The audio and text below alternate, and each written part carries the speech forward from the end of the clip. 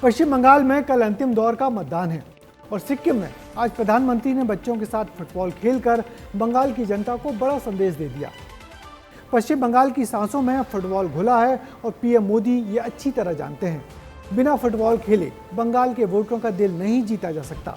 पिछले चुनाव में ममता बनर्जी ने टूटी टांग से व्हील चेयर पर बैठकर फुटबॉल में किक मारकर बड़ा खेला कर दिया था। इस बार के चुनाव में मोदी की फुटबॉल किक का कितना असर बंगाल की जनता पर होगा, हमारी इस रिपोर्ट में देखिए।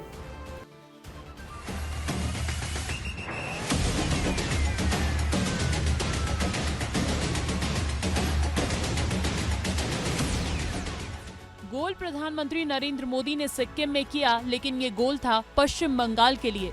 प्रधानमंत्री नरेंद्र मोदी ने तड़के सुबह फुटबॉल खेला, बच्चों को ऑटोग्राफ दिया और गोल भी मारा। ये है आपकी ताकत, ऐसा तो नहीं मुझे हरा दोगे।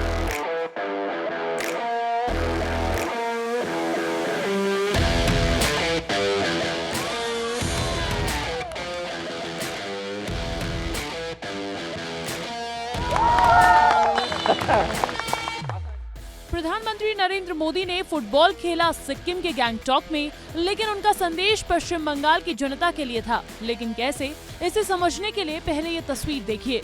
साल 2021 की है, पश्चिम बंगाल में विधानसभा चुनाव से ठीक पहले की।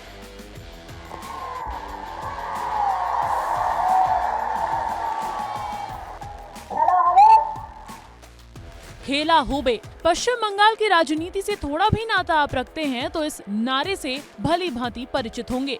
दरअसल ममता बनर्जी और टीएमसी ने इसे 2021 के विधानसभा चुनाव में एक अभियान के तौर पर लॉन्च किया था। ये टीएमसी की रैलियों का एंथम बन गया और पूरे बंगाल में गूंजा।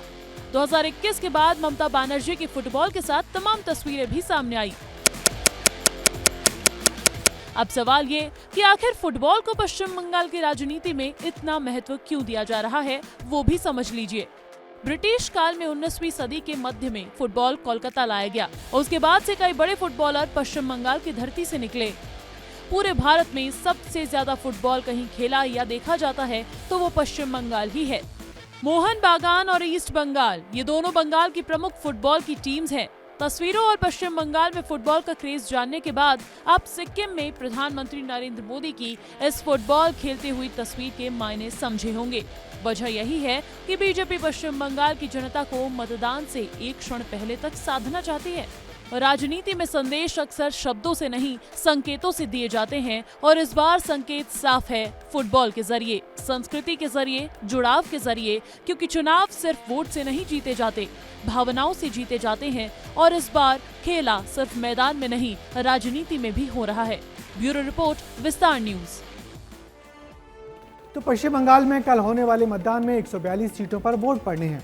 दक्षिण बंगाल की ये वो सभी सीटें हैं जो ममता बनर्जी की टीएमसी का हमेशा से गढ़ रही हैं। पिछले चुनाव में ममता ने इन सीटों को एक तरफा जीतकर बंगाल में तीसरी बार सरकार बनाई थी। इस बार बीजेपी ममता के विजय रथ को रोकना चाहती है, इसलिए सुरक्षा के काफी सख्त इंतजाम हुए हैं। आज भी ममता बनर्जी की सीट भवानीपुरा में सीआरपीएफ के जवानों ने फ्लैग मार्च किया। पहले दौर में हुए बम्पर मतदान के बाद देखना है इस दूसरे दौर के मतदान में वोटिंग का प्रतिशत कितना बढ़ता है।